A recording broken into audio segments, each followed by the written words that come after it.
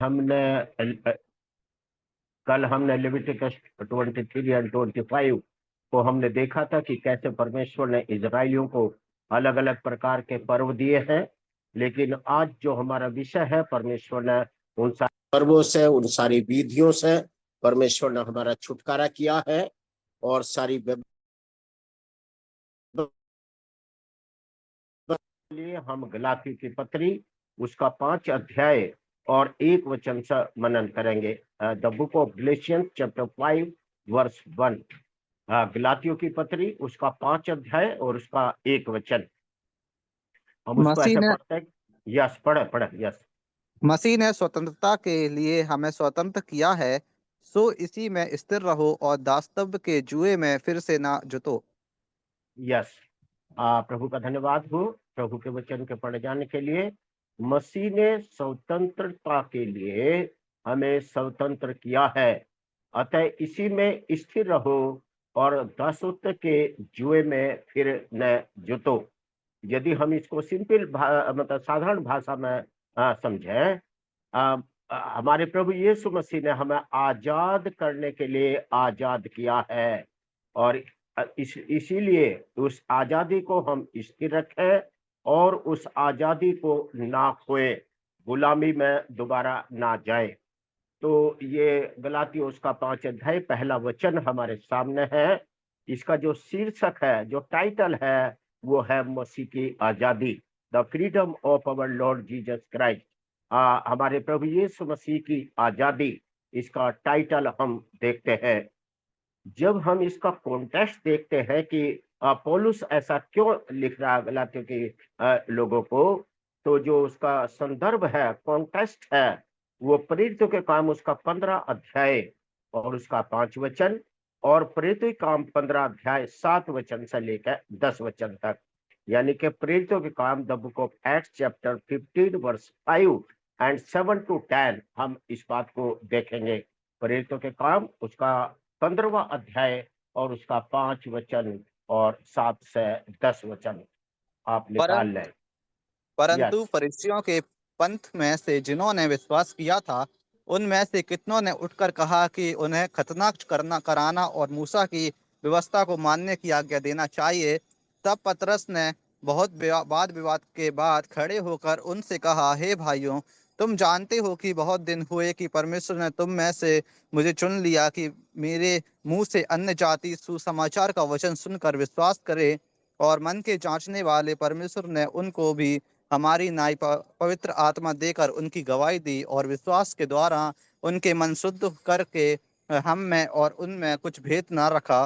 तो अब तुम क्यों परमेश्वर की परीक्षा करते हो कि चेलों की गर्दन पर ऐसा जुआ रखो जिसे ना हमारे बाप दादे उठा सके थे और ना हम उठा सकते। यस। तो यहाँ पर जो अन्य जाति के लोग जब प्रभु यीशु मसीह को परमेश्वर के अनुग्रह से ग्रहण किया, तो मूसा की व्यवस्था, खतना की विधि, वो उन पर लागू करना चाहते थे, क्योंकि जो इस्राएल लोग थे वो विधियों के और मूसा की व्यवस्था के और खतना की विधियों में थे। वो परमेश्वर की आराधना करते थे, लेकिन वो साथ साथ व्यवस्था के बंधन में भी बंधे हुए थे। तो इस प्रकार से, लेकिन जब हम देखते हैं कि पतरस उनको खड़ा होकर कहता है कि वो जुआ जो हमारे बाप दादा से नहीं उठा सके, उन व्यवस्था के द्वारा हमारा उद्धार नहीं हुआ, तो तुम क्यों दोबारा खतना की विधि और मूसा की व्यवस्था को लागू करना चाहते हो। तो इस प्रकार से जब हम गलातियों की पत्री उसका 5 अध्याय को हम देख रहे, जिसका टाइटल है मसीह की आजादी, और जिसका कॉन्टेक्स्ट है वो खतना की विधि, मूसा की व्यवस्था, विधि और विधान, जिनके अंतर्गत यहूदी लोग चल रहे थे। लेकिन पौलुस इस बात को कहता है, तो जो हमारा जो अवलोकन का, ऑब्जर्वेशन का जो पॉइंट्स है, वो यहाँ पर हमारे ऑब्जर्वेशन के पॉइंट 3 है। इसी पहली आयत में हम इस बात को देखते हैं। पहला पॉइंट कि मसीह यीशु ने स्वतंत्रता के लिए हमें स्वतंत्र किया है। दूसरा पॉइंट, अतः इसी में स्थिर रहो। तीसरा पॉइंट, दासत्व के जुए में फिर न जुतो। यानी कि मसीह ने जो हमें आजादी दी है, उस आजादी में हमें स्थिर रहना है और उस आज़ादी को हमें खोना नहीं है, दोबारा से गुलाम हम हमें नहीं होना है। तो इस प्रकार से हम इसका अवलोकन पॉइंट को देखते हैं। तो फिर हमारे सामने इसकी व्याख्या आती है, यानी कि हमने इसका टाइटल देखा, हमने इसका कॉन्टेक्स्ट देखा, हमने इसका ऑब्जर्वेशन देखा। अब हम इसकी व्याख्या की तरफ आते हैं। तो जब व्याख्या की तरफ आते हैं तो हम देखते हैं कि यहूदी लोग, हमने कल देखा कि कैसे उनको पर्व दिए गए थे। न केवल पर्व दिए गए थे, लेकिन वो बहुत सारी व्यवस्थाओं में फंसे हुए थे। हम निर्गमन की किताब में देखते हैं, व्यवस्था विवरण की किताबों में देखते हैं, लेवी व्यवस्था की किताबों में देखते हैं। कुल मिलाकर यहूदियों को, इज़राइलियों को 613, 613 ऐसे नियम और कायदे, रीति और रिवाज वे मानते थे। और वो साथ-साथ परमेश्वर की आराधना करते थे, लेकिन इन सारी व्यवस्थाओं से वो घिरे हुए थे, ऐसा हम देखते हैं। लेकिन पौलुस यहाँ पर बता रहा कि परमेश्वर ने हमें प्रभु यीशु मसीह के अनुग्रह के द्वारा हमें आजाद किया है। मसीह ने हमें आजाद किया है, क्योंकि व्यवस्था का पालन करके कोई भी प्राणी परमेश्वर के सामने धर्मी नहीं ठहर सकता। तो ये जो कायदे में 5वां अध्याय, जो 6ठा अध्याय है, वो व्यवस्था और अनुग्रह के बीच में उसी पर फोकस किया गया है।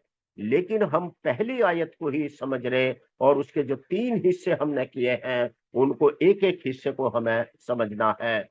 तो जब हम व्याख्या की तरफ बढ़ रहे, तो हमें इस बात को देखते हैं कि कैसी व्यवस्था, पौलुस उन्हें बताता है कि वो व्यवस्था के गुलाम थे, और व्यवस्था के द्वारा हम परमेश्वर को प्रसन्न नहीं कर सकते, इस तरह की हम देखते हैं।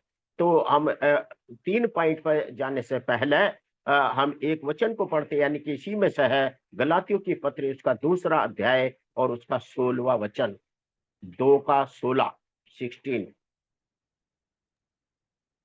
तो भी यह जानकर कि मनुष्य व्यवस्था के कामों से नहीं पर केवल यीशु मसीह पर विश्वास करने के द्वारा धर्मी ठहरता है, हमने आप भी मसीह यीशु पर विश्वास किया कि हम व्यवस्था के कामों से नहीं पर मसीह पर विश्वास करने से धर्मी ठहरे, इसलिए कि व्यवस्था के कामों से कोई प्राणी धर्मी ना ठहरेगा। व्यवस्था के कामों से कोई भी प्राणी धर्मी नहीं ठहरेगा, इस बात को हम देखते हैं। क्योंकि हम ये भी देखते हैं कि जो याकूब है, उसका जो 2 अध्याय है, जब हम 10 और 11 वचन पढ़ते हैं, तो कोई व्यक्ति एक भी यदि आज्ञा का उल्लंघन करेगा, तो वो दोषी ठहरेगा। सारी आज्ञाओं का पालन किया, एक आज्ञा से चूक गया, चोरी नहीं की, हत्या कर दी, हत्या का दोष उस पर लगेगा।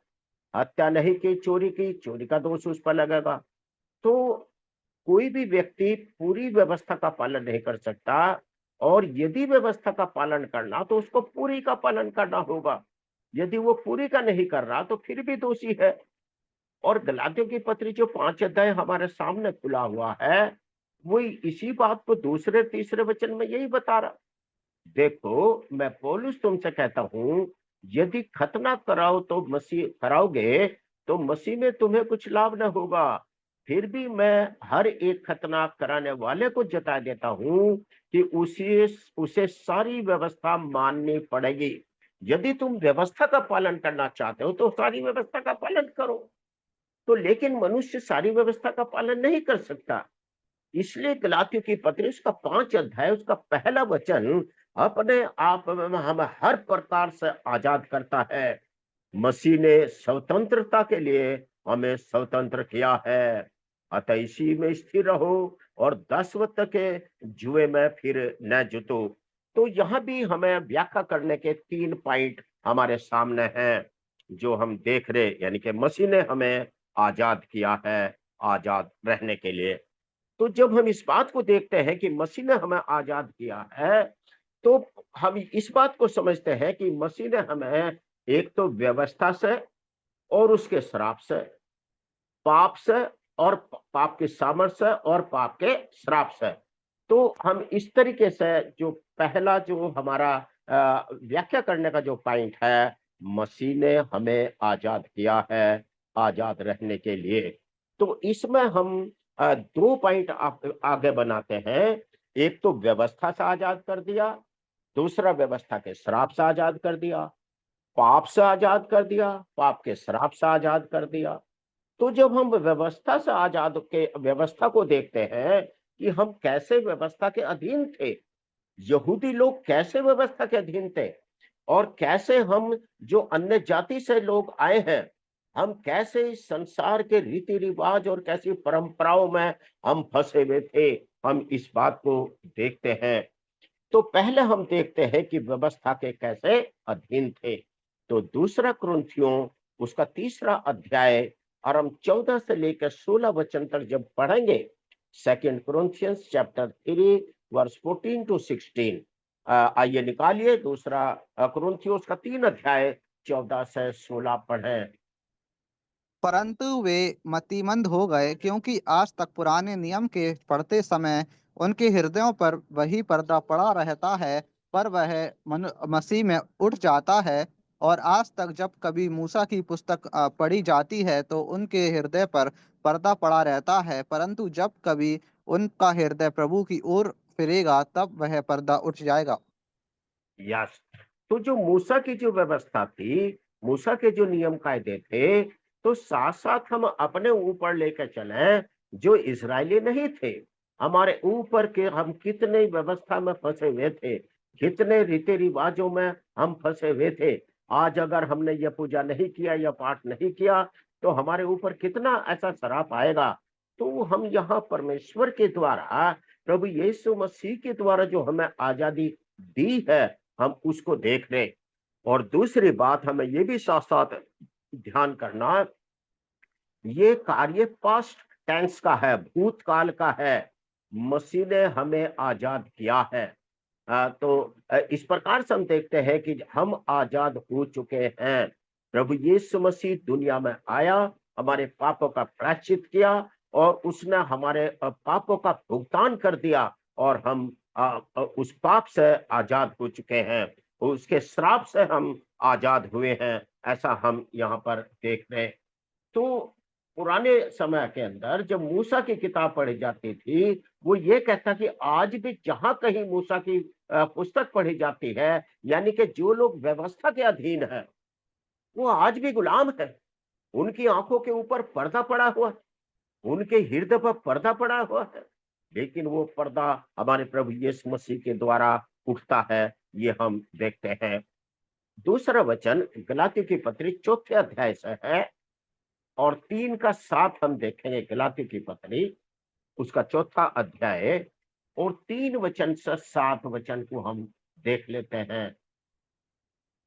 वैसे ही हम भी जब बालक थे तो संसार की आदि शिक्षा के वश में होकर दास बने हुए थे, परंतु जब समय पूरा हुआ तो परमेश्वर ने अपने पुत्र को भेजा जो स्त्री से जन्मा और व्यवस्था के अधीन उत्पन्न हुआ, ताकि व्यवस्था के अधीनों को मोल लेकर छुड़ा ले और हमको लेपालक होने का पद मिले। और तुम जो पुत्र हो, इसलिए परमेश्वर ने अपने पुत्र के आत्मा को जो है हो ए अब्बा ए पिता कहकर पुकारता है, हमारे हृदय में भेजा है। इसलिए तू अब दास नहीं परंतु पुत्र है, और जब पुत्र हुआ तो परमेश्वर के द्वारा वारिस भी हुआ। यस। तो यहाँ पर हम आधा पोर्शन व्यवस्था को देखते हैं और आधा आजादी को देखते हैं। तो यहाँ पर हम गलाती की पत्री 4 अध्याय में इस बात को देख रहे हैं, 3 वचन से। वैसे ही हम भी जब बालक थे तो ले चप्पल। संसार की आदि शिक्षा के वश में हाँ होकर यार। दास दास बने हुए थे। किसी और की भी आवाज आ रही? प्रभु दया करे। तो हम अपने ऊपर देख सकते हैं कि जब हम ऐसे थे, जब परमेश्वर का वचन हम पर प्रकट नहीं हुआ था, जब हम बालक थे, जब हम प्रभु से दूर थे, तो इस संसार की जो शिक्षा के अधीन उसके गुलाम बने हुए थे, व्यवस्था के गुलाम थे। परंतु जब समय पूरा हुआ तो परमेश्वर ने अपने पुत्र को भेजा जो स्त्री से जन्मा और व्यवस्था के अधीन उत्पन्न हुआ, ताकि व्यवस्था के अधीनों को मोल लेकर छुड़ा ले और हमको लेपालक होने का पद मिले। हम परमेश्वर के गोद लिए हुए बच्चे, बेटे और बेटियां बन जाए। हमारा प्रभु यीशु मसीह व्यवस्था के अधीन सारी व्यवस्था को पूरा किया और कैसे इस दुनिया में आया, ये हम देखते हैं।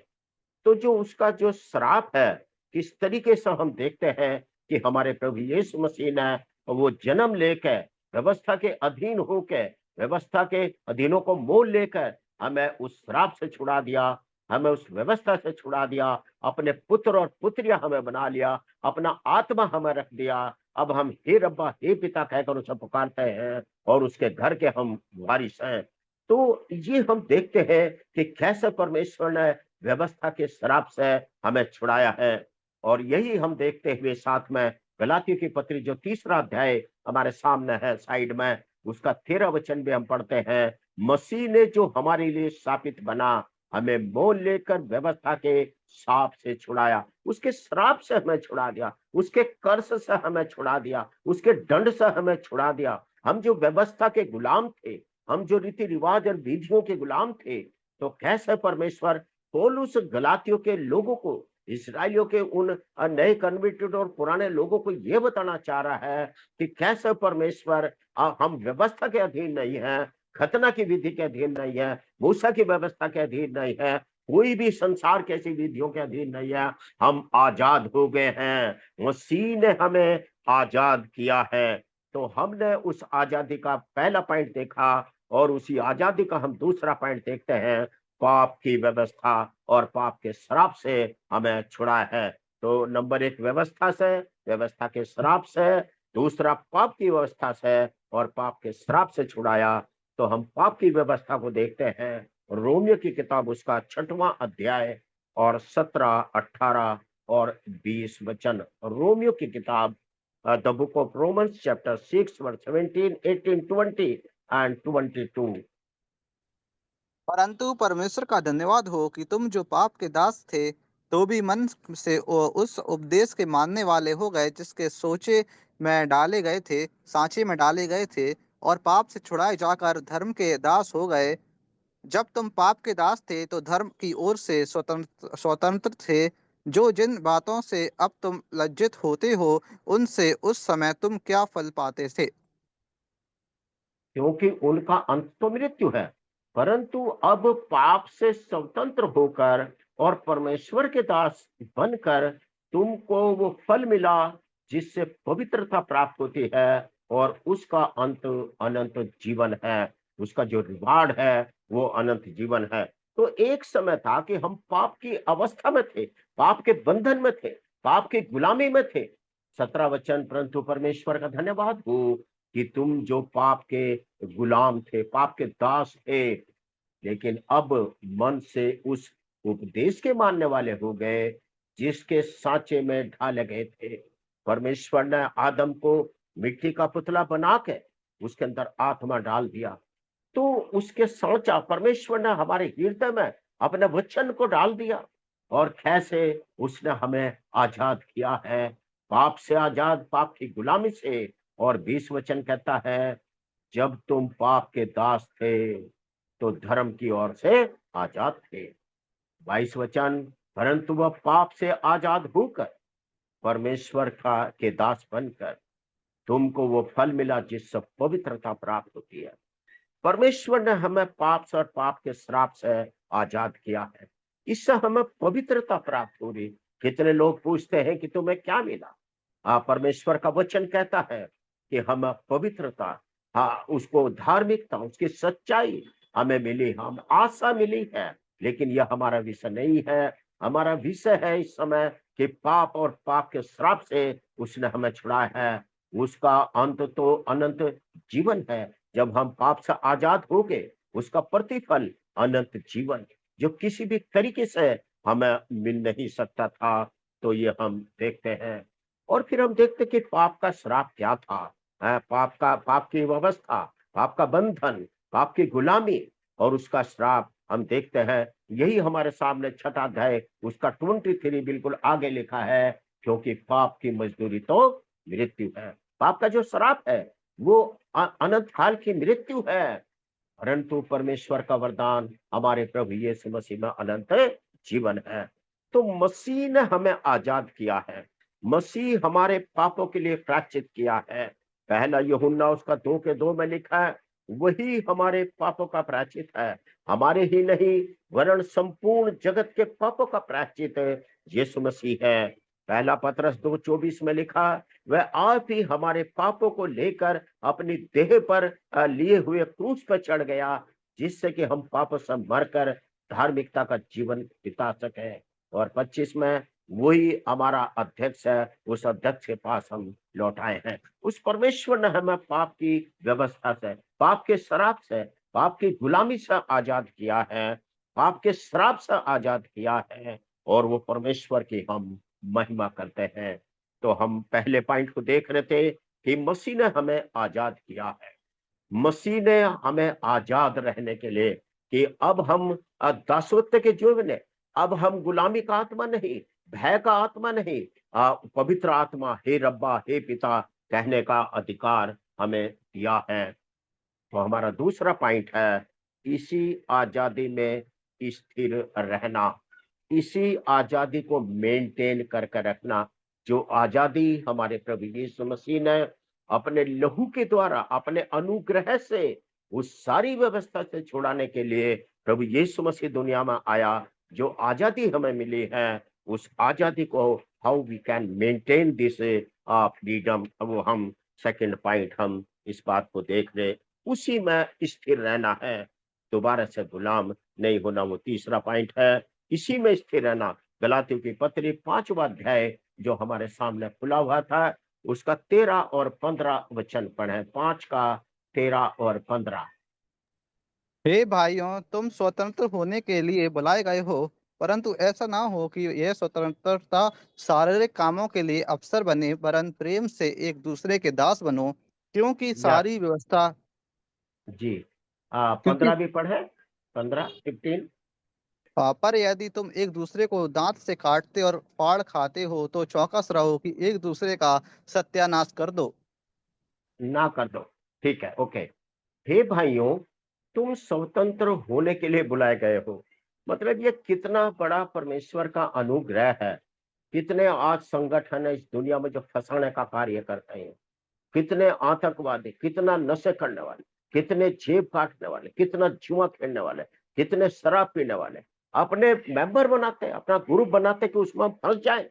लेकिन परमेश्वर का लाख लाख धन्यवाद हो, हे भाइयों, तुम स्वतंत्र होने के लिए बुलाए गए हो, आजाद होने के लिए बुलाए गए हो। ऐसा ना हो कि ये स्वतंत्रता शारीरिक कामों का अवसर बने, कि हम तो आजाद हो गए, अब हमें कोई टेंशन नहीं है, हम कितने ही पाप करें, कैसे भी करें। तो ऐसा करके नहीं, इस स्वतंत्रता को हमें स्थिर रखना, शरीर के ऊपर कंट्रोल, किस तरीके से ये स्वतंत्रता शारीरिक कामों का अवसर न बने, वरन प्रेम प्रेम से एक दूसरे के दास बन जाओ।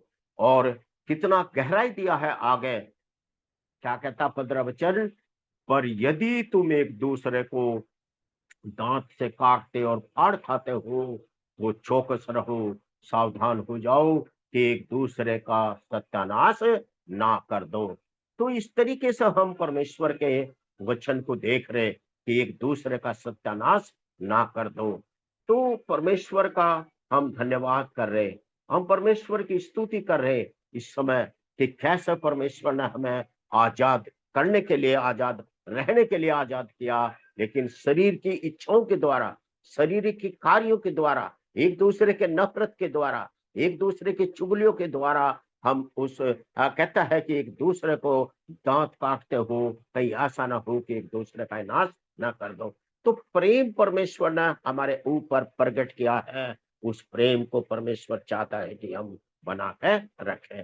तो हम उसमें कैसे स्थिर रह सकते हैं, उस आजादी को हम कैसे मेंटेन कर सकते हैं। एक और वचन हम देखेंगे, यूहन्ना की किताब उसका 15वां अध्याय, John gospel chapter 15 verse 4 and 5।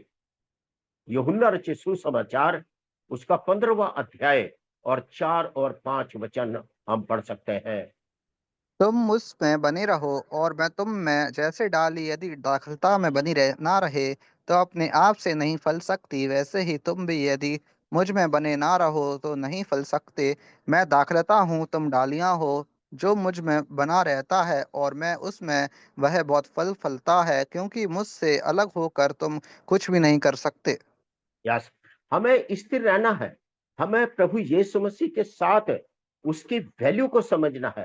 तो स्वर्ग का सिंहासन छोड़कर हमारे लिए दुख उठा के, पीड़ा उठा के, अपमान सहन करके हमें ये आजादी दी है। अपने लहू से हमें खरीदा है वो परमेश्वर के। तो उसके वचन में प्रभु यीशु मसीह कहते कि तुम मुझ में बने रहो और मैं तुम में।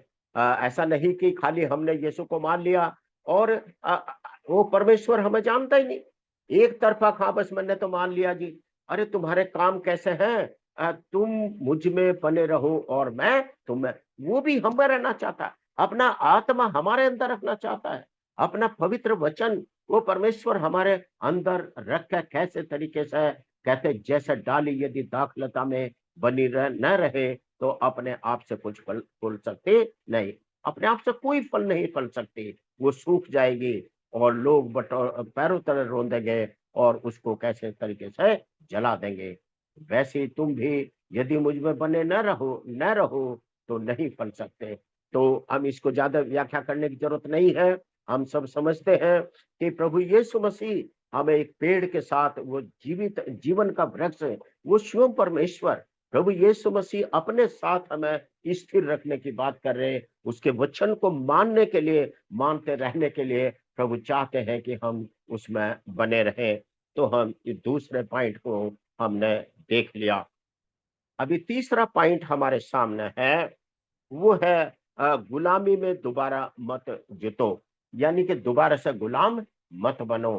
तो ऐसा प्रभु चाहता है और कैसे उसकी इच्छा है कि हम जो आजादी हमें मिली है, जो हमारे प्रभु यीशु मसीह ने हमें आजाद किया है, हम दोबारा से गुलाम ना बने। तो हम इसके अंदर यहाँ भी दो पॉइंट को हम देख सकते हैं। एक तो व्यवस्था की, रीति रिवाज की गुलामी में दोबारा ना जुटे, और दूसरा है इस संसार में जो विश्वासियों के लिए जो झूठी शिक्षा इस संसार में चल रही, उसके चक्कर में पड़ के, सच्चाई से बहक के दोबारा से गुलाम ना हो जाए। तो हम पहली बात को देखते हैं कि कैसे परमेश्वर हमें दोबारा से हमारी आजादी को मेंटेन करके उसमें बने रहने के लिए कहता है कि दोबारा से गुलाम नहीं होना। तो गलातियों उसका चौथा अध्याय हम निकालेंगे, गलाती के पत्री उसका चौथा अध्याय, चैप्टर 4 एंड वर्स 9 to 11। 9 से 11 वचन हम पढ़ेंगे। पर गलातियों 4 अध्याय जी। यस। पर अब जो तुमने परमेश्वर को पहचान लिया, वरन परमेश्वर ने तुमको पहचाना, तो उन निर्बल और निकम्मे आदि शिक्षा की ओर क्यों फिरते हो, जिनके तुम दोबारा दास होना चाहते हो? तुम दिनों और महीनों और नियत समयों और वर्षों को मानते हो। मैं तुम्हारे विषय में डरता हूँ, कहीं ऐसा ना हो कि जो परिश्रम मैंने तुम्हारे लिए किया है व्यर्थ ठहरे। हे भाइयों, मैं बस तुमसे हाँ, ठीक है भाई। यस, बराबर, बस हो गया। यस, हमें गलातियों की पत्री उसका 4 अध्याय और उसका 9 से लेकर 11 वचन तक मनन कर। पर अब जो तुमने परमेश्वर को पहचान लिया, वरन परमेश्वर ने तुमको पहचाना है। ये बराबर का रिश्तेदारी है। एक तरफा नहीं है। कितने लोग इस संसार में कहते हैं कि हाँ जी, मैं तो ऊपर वाले से दुआ करता हूँ, एक ही है, कोई है जो सृष्टि को चला रहा। वो वन साइडेड है। लेकिन प्रभु हमारे साथ व्यक्तिगत रिश्ता मेंटेन करना चाहता है। वो हमारा परमेश्वर, वो हमारा प्रभु, हम उसके बेटे और बेटियां। व्यक्तिगत रिश्ता, वो कहता है।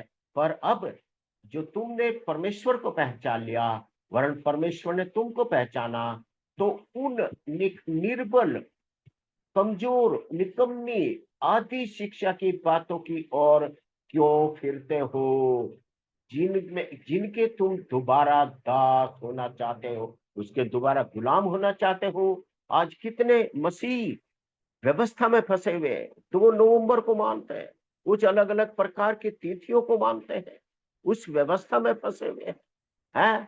दोबारा क्यों गुलाम होना चाहते हैं? कोई दिनों के चक्कर में 10 वचन, तुम दिनों के, महीनों के, नियमित समय के और वर्षों के। मैं तुम्हारे विषय में डरता हूं कहीं ऐसा ना हो कि जो परिश्रम मैंने तुम्हारे लिए किया है वो व्यर्थ ठहर जाए। एक तरफ प्रभु यीशु मसीह का किया हुआ कार्य है, दूसरी तरफ पौलुस अपनी तरफ से जो मेहनत उसने की, जो परमेश्वर के अनुग्रह को वो समझा और कलीसिया को बताया, उसने गलातियों के लोगों को समझाया। उसे डर है कि यार तुम क्यों दोबारा उनके गुलाम होना चाहते हो, मेरी सारी मेहनत पर पानी क्यों फेरना चाहते हो। तो जो आजादी परमेश्वर ने हमें दी है, हमारा कर्तव्य है कि हम उस आजादी को कैसे मेंटेन करें। तो ये आजादी है व्यवस्था की, कहीं फिर दोबारा से रीति और रिवाज में दोबारा ना फंस जाए, इस बात को हम देखते हैं। ऐसे हम रोमियो की पत्री उसका 8 अध्याय, the book of Romans chapter 8 verse 12 to 16, रोमियो की पत्री उसका 8 अध्याय 12 से लेकर हम 16 तक के इन बातों को और भी समझ सकते हैं। तो हे भाइयों, हम शरीर के कर्जदार नहीं, ताकि शरीर के अनुसार दिन काटें।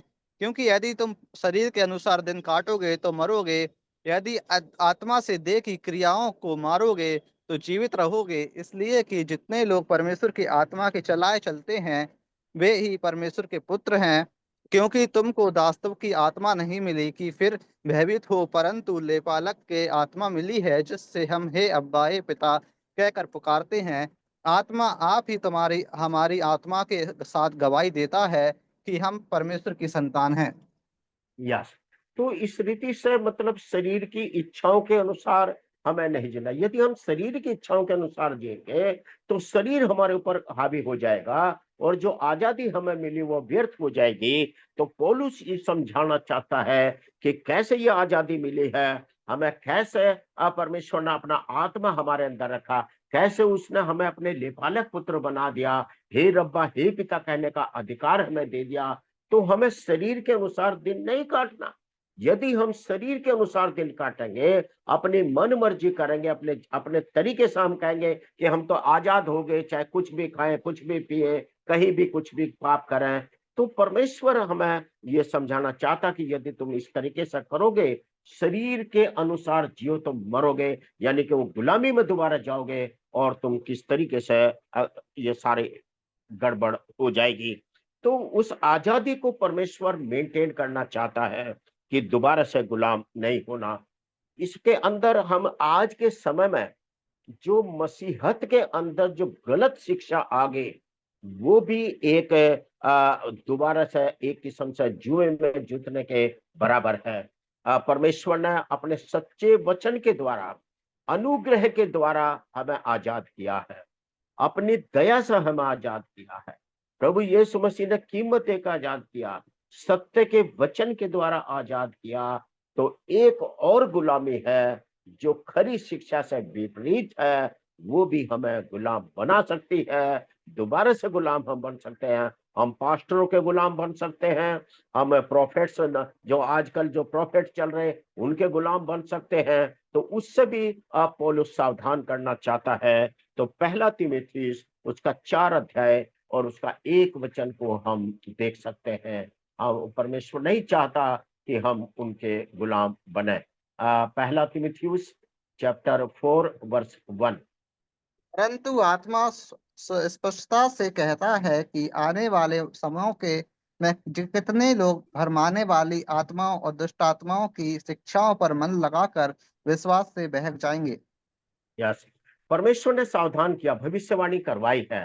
हाँ? वो कहता परंतु आत्मा स्पष्ट कहता है, परंतु आत्मा स्पष्टता से कहता है कि आने वाले समय में कितने लोग भरमाने वाली आत्माओं, दुष्ट आत्माओं की शिक्षा पर मन लगाकर विश्वास से क्या हो जाएंगे, भटक जाएंगे। लेकिन तुम्हें नहीं भटकना, तुम्हें स्थिर रहना, सत्य वचन को मानना है, तुम्हें गुलाम नहीं बनना। तो इस तरीके से हम देखते हैं, एक और वचन को हम देखते हैं, दूसरा तीमुथियुस, सेकंड तीमुथियुस और उसका चैप्टर 4 वर्स 3 एंड 4। दूसरा तीमुथियुस उसका चौथा अध्याय 3 और 4 वचन। क्योंकि ऐसा समय आएगा कि लोग खरा उपदेश ना सह सकेंगे, पर कानों की खुजली के कारण अपनी अभिलाषाओं के अनुसार अपने लिए बहुतेरे उपदेशक बटोर लेंगे। और अपने कान सत्य से फेर कर कथा कहानियों पर लगाएंगे। यस, उससे क्या होगा? भटकाव होगा, दोबारा से गुलाम बनेंगे। पहले हम रीति रिवाजों के गुलाम थे, फिर ऐसे लोगों की शिक्षा के हम गुलाम होंगे। परमेश्वर हमें आजाद करने के लिए आजादी स्वतंत्र करने के लिए, आजाद करने के लिए आजाद किया है, गुलाम बनने के लिए नहीं। कहता है तीसरा वचन, क्योंकि ऐसा समय आएगा। परमेश्वर को मालूम था, इसलिए तीमुथियुस को पौलुस लिखते हुए इस बात को बताता है कि ऐसा समय आएगा जब लोग खरा उपदेश न सह सकेंगे, साउंड डॉक्ट्रिन है, पर कानों की खुजली के कारण, यार ये तो सही नहीं लगता, इसमें तो बोरियत आती है? कहीं ना नाच गाना है, ना कुछ है, ना हुल्लड़ है, ना डिस्को है, क्या है ये है? और कुछ कहानी नहीं, कोई कुछ नहीं है, खरा उपदेश न सह सकेंगे, पर कानों की खुजली के कारण अपनी अभिलाषाओं के अनुसार जो उन्हें अच्छा लगता है, अपने लिए बहुत से उपदेशक बटोर लेंगे। वो पास्टर ठीक है, वो सोने भी नहीं देता, खुदा का रखता है, कैसे तरीके से हमें मजा आता है, ऐसे, और अपने कान सत्य से फेर कथा कथा कहानियों पर लगाएंगे। तो परमेश्वर हमें सावधान करना चाहता है कि जो जो सत्य के वचन से, अनुग्रह से, प्रभु यीशु मसीह के बलिदान के द्वारा हमें उसने आजाद किया है। इस आजादी को हमें मेंटेन करना, इस आजादी को हमें खोने नहीं देना। ना हमें व्यवस्था की आजादी और जो व्यवस्था से उसने हमें आजाद कर दिया, उस व्यवस्था में घुसने की जरूरत, और जो सत्य वचन से हम आजाद किया, तो झूठ के वचन की गुलामी में नहीं जाना, ये परमेश्वर का वचन हमें बता रहा है। तो आज हमने गलातियों की पत्री उसका 5 अध्याय 1 वचन पर मनन किया, जिसका टाइटल था मसीह की आजादी, और जिसका जो व्याख्या के 3 पॉइंट हमने देखे। मसीह ने हमें आजाद किया है आजाद रहने के लिए, इसी आजादी में स्थिर रहने के लिए कहा गया है, फिर से गुलाम नहीं बनना। तो अब लास्ट है इसका एप्लीकेशन पार्ट, इसको हम अपने जीवन में कैसे लागू करें। तो हमें सारी बातें समझा दी गई हैं, तो हमारा यही कर्तव्य है कि हमारे प्रभु यीशु मसीह ने स्वर्ग का सिंहासन हमारे लिए छोड़ दिया, हमारे पापों को अपने ऊपर ले लिया, हमारे बदले हमारा जो श्राप था, हमें हमारे लिए जो अनंत काल की मृत्यु थी, उसने उसे अपने ऊपर लिया। हमें एक भी व्यवस्था का पालन करने के लिए उसने नहीं बोला, हमें हर प्रकार की व्यवस्था से, उसके श्राप से, पाप के श्राप से, मृत्यु के श्राप से उसने हमें छुटकारे की योजना बनाई है। तो हमें उसकी वैल्यू को समझना कि यीशु तू स्वर्ग का मालिक होकर हमारे लिए पृथ्वी पर शून्य हो गया, दास का स्वरूप धारण किया, हमारे बदले मृत्यु आपने सही। हमने पाप किए थे, लेकिन आपने कोई पाप नहीं किया था, आप हमारे लिए कैसे पाप की सजा को आपने ले लिया। हे परमेश्वर, मुझे जो स्वतंत्रता मिली है, मैं उसे बना कर रखूंगा। प्रभु, मैं शरीर के पीछे नहीं जाऊंगा। आपने मुझे पवित्र होने के लिए बुलाया है, आपने मुझे आजाद होने के लिए बुलाया है। प्रभु, मैं इस आजादी को कभी नहीं खोऊंगा। परमेश्वर, आप मुझ पर दया करें। हम क्यों ना अपने जीवन को प्रभु के सम्मुख रखें। प्रभु, आपने बड़े अनुग्रह के द्वारा, बड़ी दया के द्वारा हम पर दया की है। प्रभु, यदि आप दया ना करते, आप जगत से प्रेम ना करते, यीशु को इस दुनिया में ना भेजते, पवित्र आत्मा को ना भेजते, अपने लोगों को ना रखते परमेश्वर, हमें आपकी सच्चाई ना बताते परमेश्वर, हम अंधकार में उस गुलामी में पड़े रहते हैं, हम कभी भी आजाद नहीं हो सकते थे। आज का एक और सोचने का विषय ये है कि क्या मैं सच में आजाद हो चुका हूँ, या अभी भी व्यवस्था के, पाप के, शराब के अधीन हूँ? क्या मैं अपने जीवन में पाप करता जाता हूँ? क्या मैं आजाद हो गया हूँ? क्या मुझे क्षमा मिली है? क्या मैं सचमुच, मेरा आत्मा ये कह सकता है कि मैं आजाद हूँ, और मैं गीत गा सकता, मैं हूँ आजाद, मैं हूँ आजाद। ओ परमेश्वर, अपना अनुग्रह, अपनी दया हम पर सब पर कर परमेश्वर, कि जो आजादी आपने हमें दी है, प्रभु, किसी भी प्रकार से प्रभु शत्रु और झूठी शिक्षा प्रभु हम पर हावी ना हो, परंतु हम आपकी आजादी की घोषणा करते रहे, उस आजादी में बने रहे, और आपकी महिमा का कारण हो। प्रभु को धन्यवाद। सारी महिमा हमारे प्रभु यीशु मसीह को मिले, परमेश्वर को मिले। धन्यवाद आपका भी, आपके कलीसिया का, भाई राजेंद्र दतिया का, और आपके धैर्य का जो आप लोगों ने सुना है। प्रभु को महिमा मिले। आमीन।